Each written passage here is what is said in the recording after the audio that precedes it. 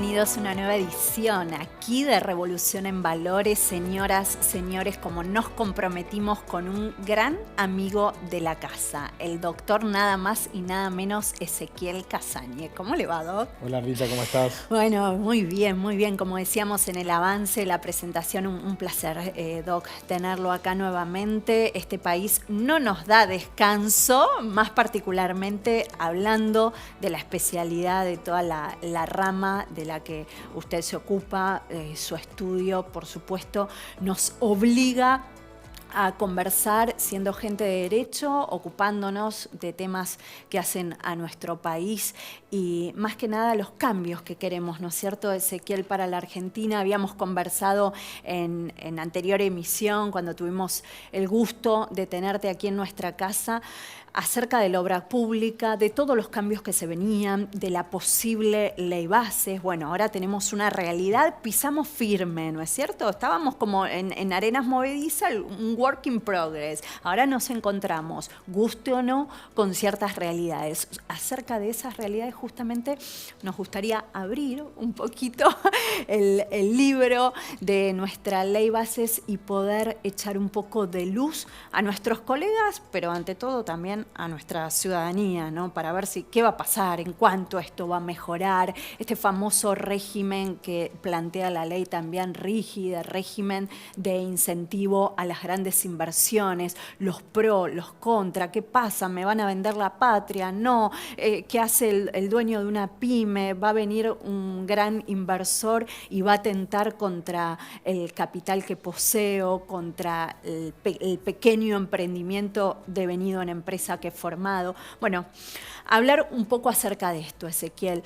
En principio, contarle la actualidad de la ley bases vista desde nuestra órbita, desde la órbita del derecho, específicamente del derecho administrativo, cómo está la obra pública y qué se entiende por este sistema, este régimen rígido.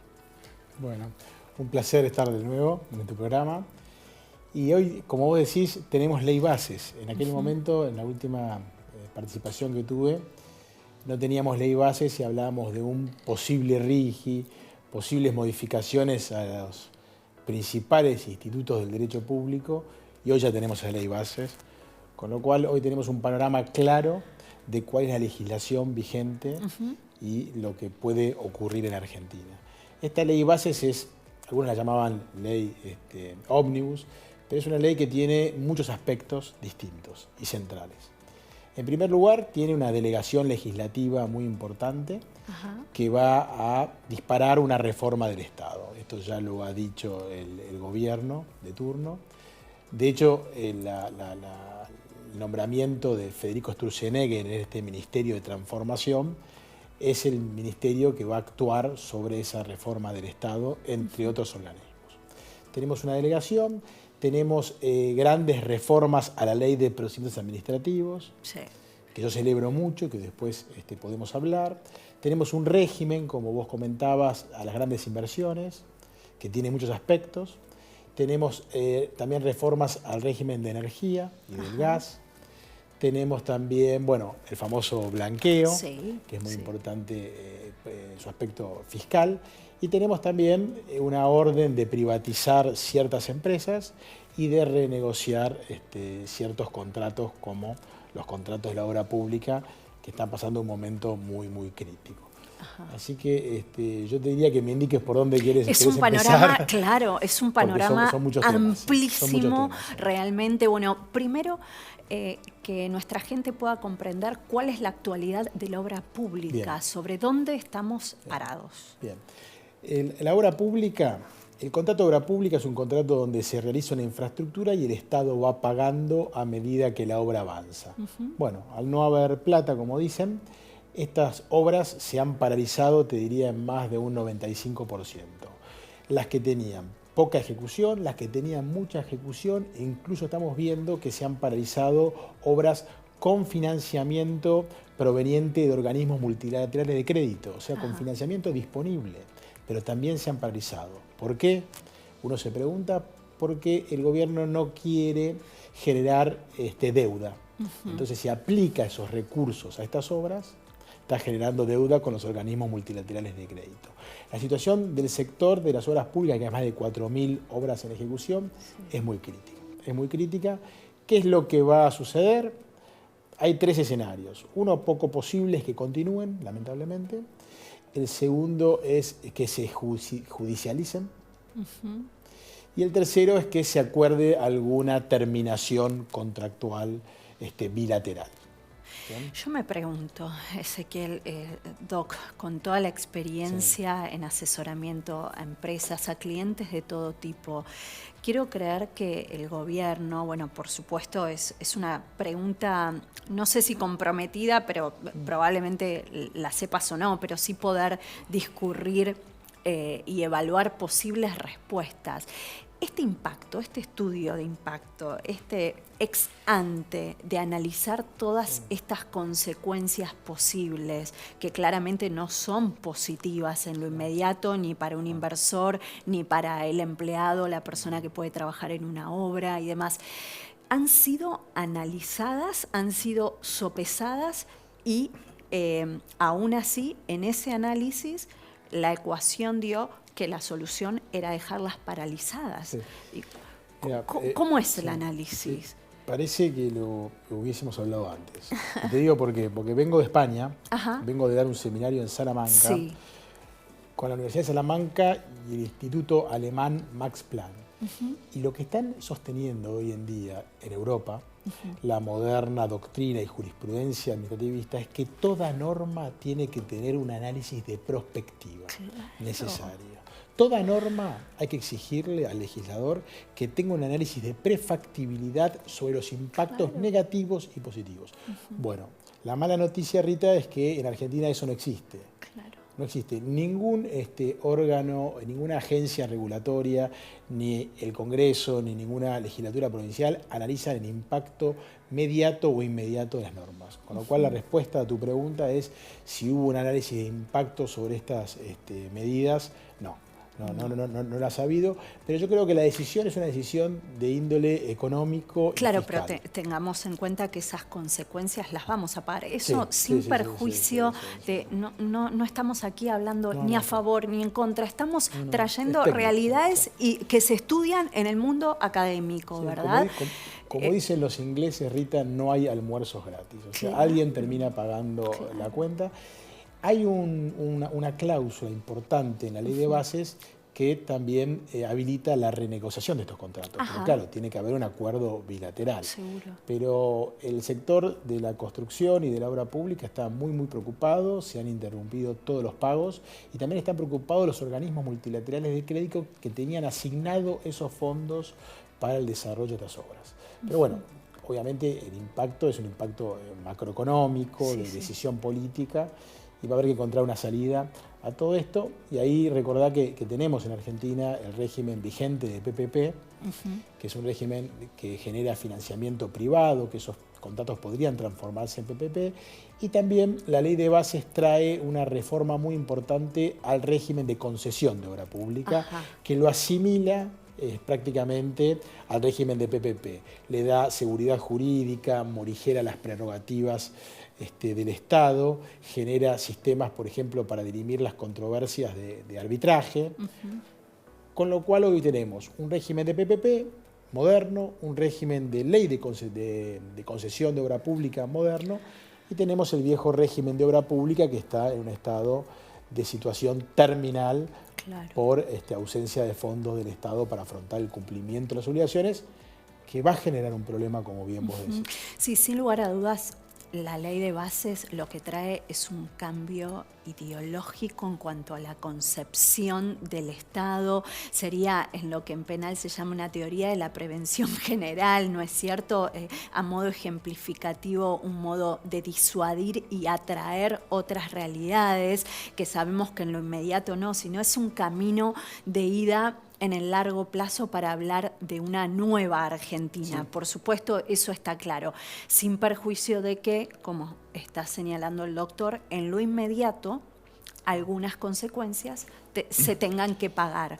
aún siendo el proyecto interesante exacto. y viable en el largo. Y van a tener que atenderse esas consecuencias.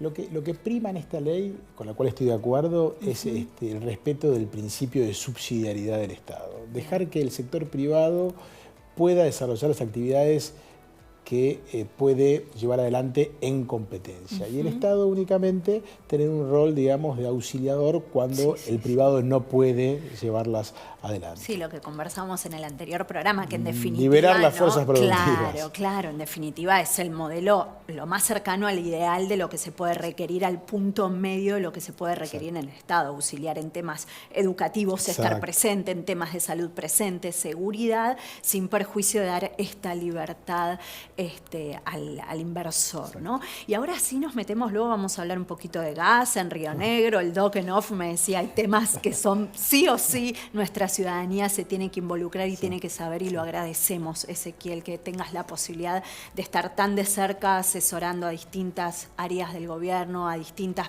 personas y empresas que asisten al estudio Casañe, pero bueno, vamos a ir ventilando un poquito cada uno de esos temas que nos sea posible. Régimen de inversiones para capitales extranjeros. Contar un poco acerca de esta denominación, desde dónde hasta dónde abarca, por supuesto, los capitales, ¿no? ¿Qué comprende esto? Y los pros y los contra que nos trae. Muy bien. Tenemos el RIGI, que como bien vos decís es el régimen de fomento, es un régimen de ayuda pública a las grandes inversiones, que ya es ley, y es un régimen que genera un programa de estabilidad monetaria, cambiaria, fiscal por 30 años para las grandes inversiones. Cuando me refiero a grandes inversiones es un límite cuantitativo de un piso de 200 millones de dólares que la reglamentación puede en casos determinados subir a 900 millones de dólares. O sea que solamente para las grandes inversiones. Primera definición. Segunda, es para cualquier tipo de inversor, no solo extranjero, también pueden ser inversores locales. Hubo antecedentes muy parecidos al RIGI, pero en cuestiones, digamos, más sectoriales. Por ejemplo, el régimen de estabilidad para el sector minero, eran 20 años, distinto, pero existía y existe. Y el régimen, por ejemplo, reciente de las energías renovables. Este régimen este RIGI genera una ecuación económica financiera totalmente distinta para estos proyectos. ¿Bien? ¿Cómo sería? Reduce, por ejemplo, 10 puntos de ganancias para los proyectos por 30 años, con lo cual te darás cuenta la importancia económica de este régimen. Hay exenciones fiscales importantes para otros impuestos, hay diferimentos tributarios, posibilidades de pago mediante mecanismos muy favorables, hay posibilidad abierta de exportar el producto en su totalidad. Incluso el régimen prevé que no puede haber ninguna barrera ni de exportación ni de importación. Hay libre disponibilidad de divisas, etcétera, etcétera. Es un régimen que en realidad, si me preguntás, me gustaría que lo tenga toda la Argentina. Seguro. Porque es el ideal, porque Argentina tiene una presión tributaria excesiva, ni hablar en función de lo que uno recibe del Estado. Pero es un régimen que creo que es muy, muy positivo para las grandes inversiones. Está determinado en algunos sectores, no es para toda la economía. ¿Qué sectores? Energía, minería, turismo, forestoindustria y siderurgia y gas. Con lo cual está pensado para ciertos sectores. Originariamente era solamente para minería y energía, después se extendió un poquito más.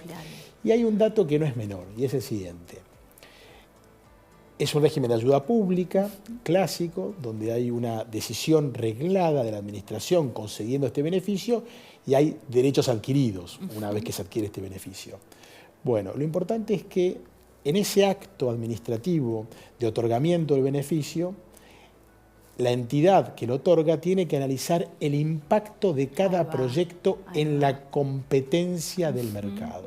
O sea, un RIGI determinado no podría desvirtuar la competencia existente. Claro. Por eso estuvo siempre pensado en temas como energía y minería, donde uno no compite con la otra proyecto minero. Uno no, porque claramente hay muchas críticas, por supuesto, ni que hablar en diputados de la oposición que plantean que esto de base, de movida, como dicen los chicos, sería un caso flagrante de competencia desleal respecto a empresas que ya están posicionadas en nuestro país. Eso por un lado, cómo poder refutarlo. Entonces, bueno, claramente con el comentario que hacías queda más que respondido, sí, en teoría, este argumento que la verdad es falso. Y se puede, ¿no? Rita, y se puede, de hecho, si llega a suceder un caso así, se puede judicializar. Seguro, sí, seguro que sí, es si que no descartemos. ¿no? Pero tengo entendido que los tribunales arbitrales no tendríamos, la competencia no sería entendida dentro de nuestro ámbito local.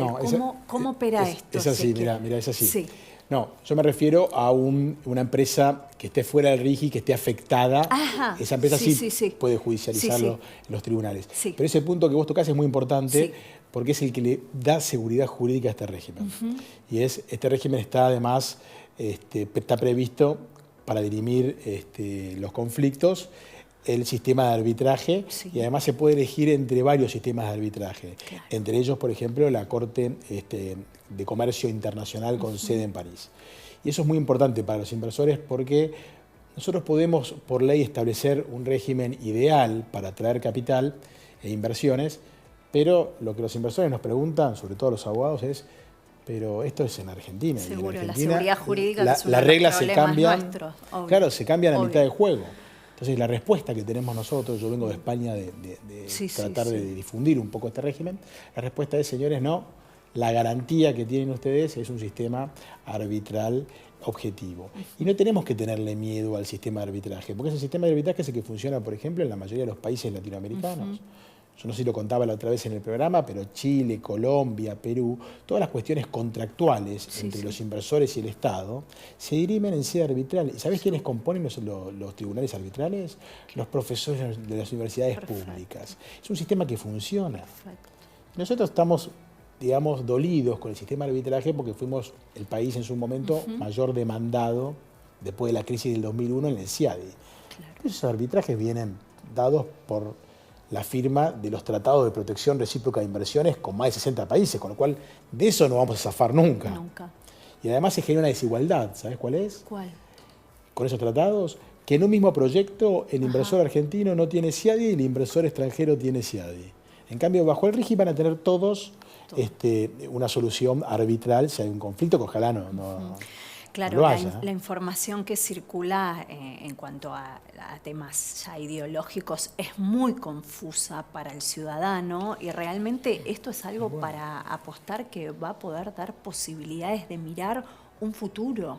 Tal vez no nosotros en forma directa, pero sí para nuestros hijos, sí para nuestros alumnos, para la gente que nos sigue de la universidad. Da realmente posibilidad de decir, en mi país voy a poder entender y poder compatibilizar e inclusive proyectarme en empresas que vengan del exterior, porque la otra crítica es, no, el personal lo pueden traer de afuera, la maquinaria la pueden traer de afuera, entonces parte del sector de la oposición lo que cuestiona es, no, olvídense, pero convengamos que, Doc, ¿a qué empresario, a qué realmente empresa importante le va a convenir traerse toda su gente de afuera? Claramente van a buscar mano de obra argentina, de modo tal que es un nuevo punto a favor para abrazar esta propuesta. Totalmente de acuerdo. Nosotros tenemos que ser competitivos en la industria. Argentina en su industria tiene que ser competitiva.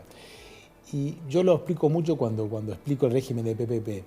Si Argentina tuviese los recursos suficientes, bueno, no tendríamos RIGI, no tendríamos PPP, tendríamos obra pública y el Estado pagaría con sus recursos las obras de infraestructura. Bueno, lamentablemente no lo tenemos. Nosotros necesitamos capital privado, necesitamos financiamiento privado y para traer el financiamiento privado tenemos que establecer las condiciones de seguridad jurídica necesarias, sin regalarnos, seguro. defendiendo al Estado, No, pero porque somos un país rico. Seguro, y el estudio de impacto, Doc, que mencionabas, el estudio previo de impacto Exacto. para el proyecto de la inversión extranjera en el país actúa como un filtro. Exacto. Que Sí, hace a nuestra preservación de nuestro suelo, de nuestra tierra, ¿no es cierto? Yo prefiero reglas claras y atraer a los inversores serios, ¿no? Que reglas flexibles. Como te decía al principio, como dicen los ingleses, no hay almuerzos gratis. Sí. Alguien paga.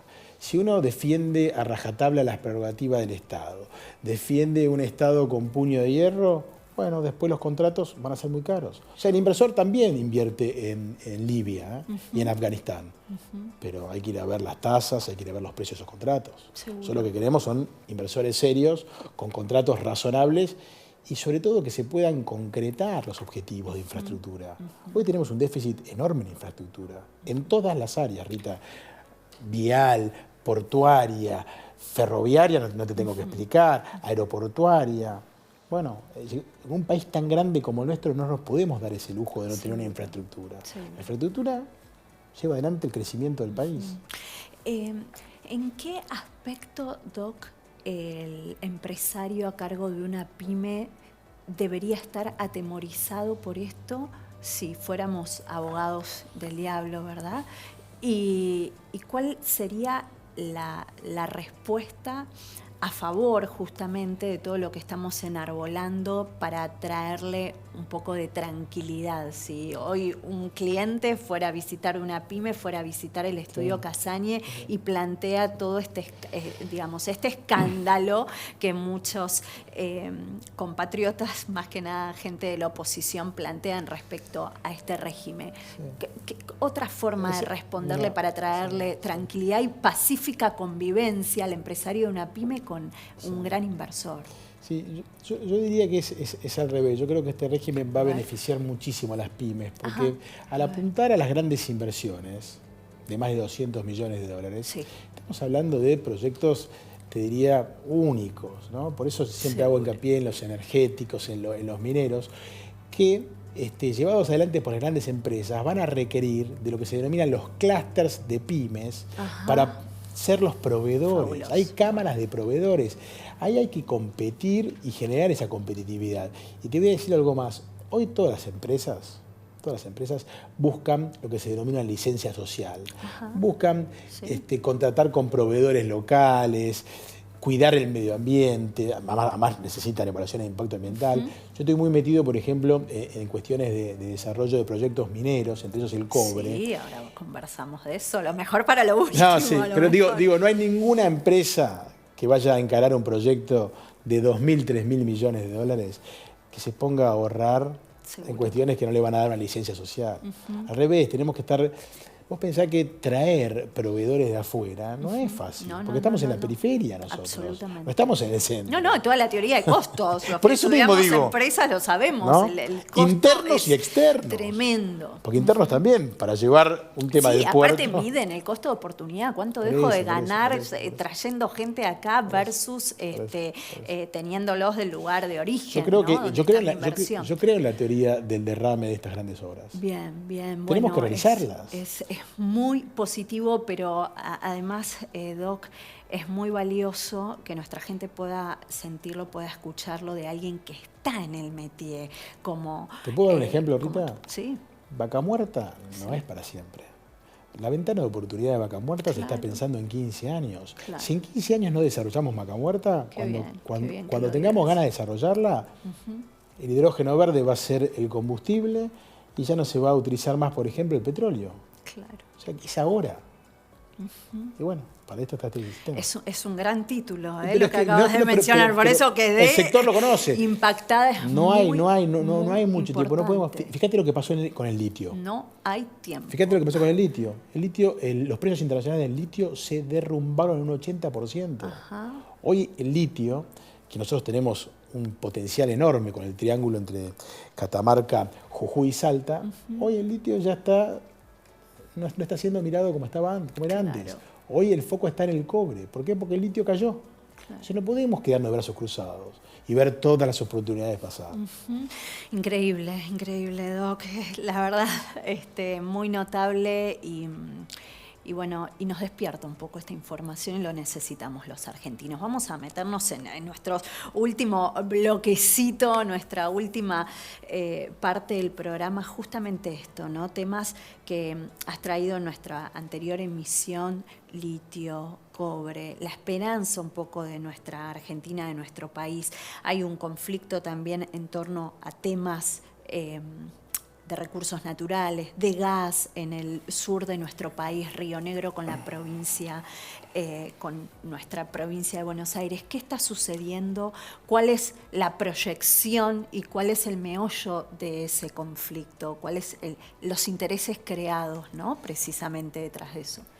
Bueno, en materia de gas, el principal proyecto, Rita, es la instalación de una planta de licuefacción de gas. Ajá. Para que entiendan los que nos están viendo, es una planta donde entra el gas en su estado natural y hay que tornarlo líquido para poder sacarlo por los barcos. Pues si no, se lo pueden llevar. Entra por un gasoducto y se genera una licuefacción y después se exporta. Bien. De esa manera uno exporta LNG al resto del mundo. Es lo que hace Qatar, lo que hace Estados Unidos. Con lo cual te transformas en un exportador de gas al mundo. Es muy importante. Estamos hablando de una inversión que ronda los 15.000 millones de dólares.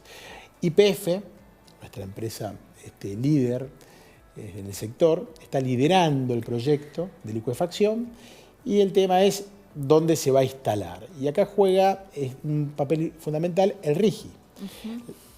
YPF está asociada con una empresa muy importante de Malasia, que es Petronas. Y están analizando dónde instalar la planta. El lugar ideal era Bahía Blanca, donde tenían ya los estudios realizados. El puerto de Bahía Blanca es un puerto, como bien conoces, hay un polo petroquímico y es un puerto muy importante.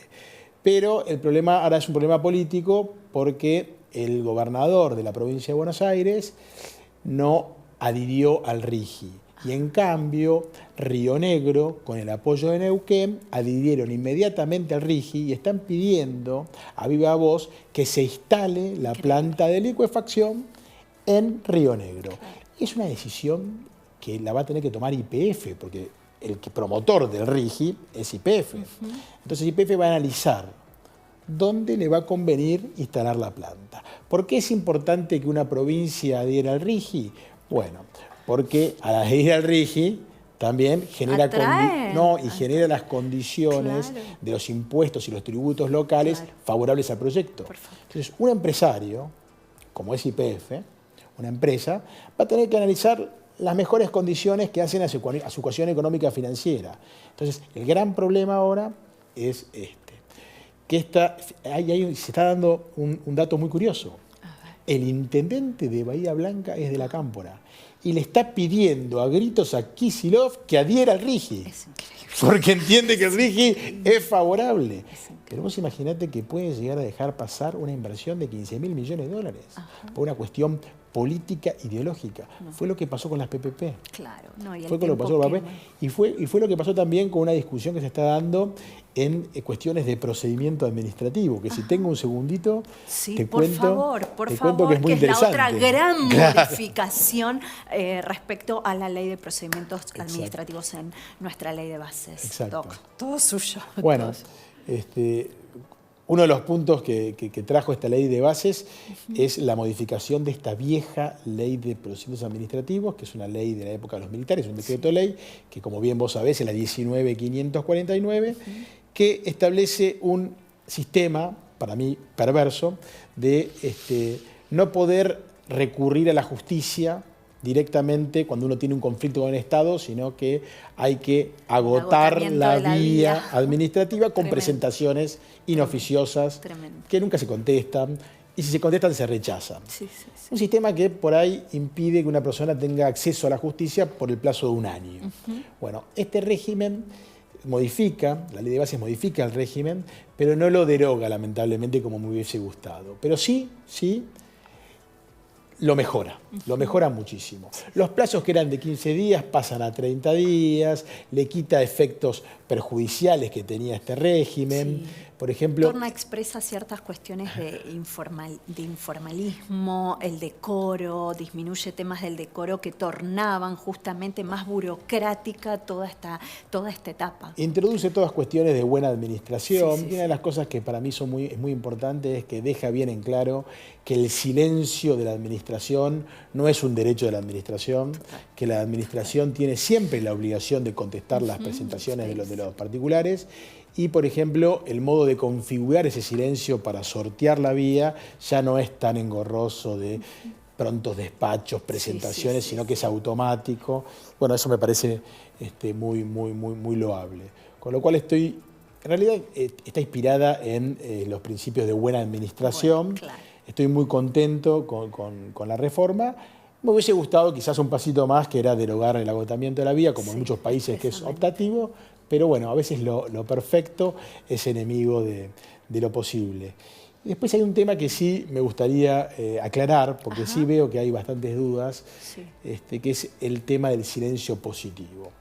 ¿Qué es el silencio positivo? El silencio siempre tiene contenido negativo, que es si la administración no me responde, se entiende que me lo está rechazando. Pero es una ficción, porque no me lo está rechazando en sentido expreso. Pero me permite ir a la justicia y entenderlo como un rechazo.